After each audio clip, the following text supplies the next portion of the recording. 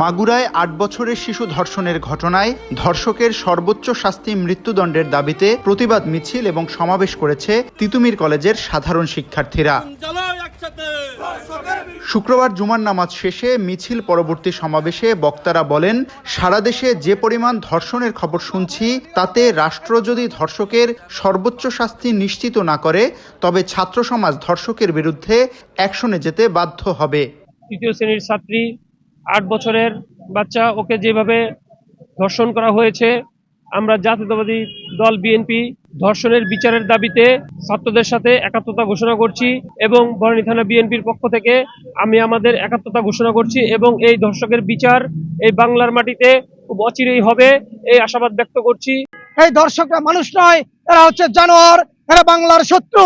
এদেরকে যদি এই রাষ্ট্র এবং সরকার প্রতিহত না করে এবং দৃষ্টান্তমূলক আইনের মাধ্যমে এদের শাস্তি না করে তাহলে বাংলার ছাত্র সমাজ আমরা তাদের বিরুদ্ধে অ্যাকশন নিতে বাধ্য হব। 2 দিনের জন্য গ্রেপ্তার করে রেখে দেয়, তারপরে কিছুদিন পরে ধর্ষক ছাড়া পেয়ে যায়।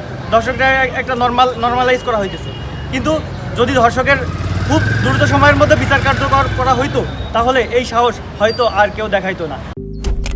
মালয়েশিয়ান প্রযুক্তিতে তৈরি অত্যাধুনিক cleaning machine modern vacuum cleaner যে কোনো ধরনের ধুলো ময়লাকে পরিষ্কার করে ঘরকে করে তুলুন চকচকে ও আকর্ষণীয়। Modem, brand of luxury.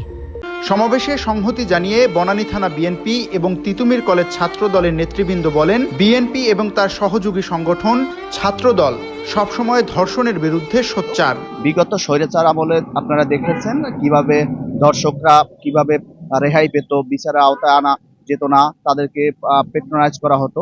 এখন কিন্তু ওই যুগ নেই। এখন চাই আমরা প্রত্যেকটা ঘটনার, প্রত্যেকটা ধর্ষণের, প্রত্যেকটা অপরাধের বিচারের মুখোমুখি করে তাদেরকে সব বিচারের সম্মুখীন করা।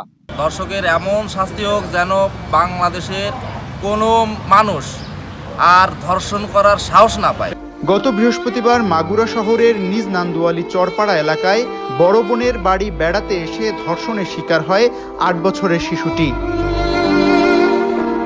এ ঘটনায় অভিযুক্ত শিশুটির বোনের স্বামী সজীব শেখকে শুক্রবার আটক করেছে পুলিশ। শামীম চৌধুরী, ভিওডি বাংলা, ঢাকা।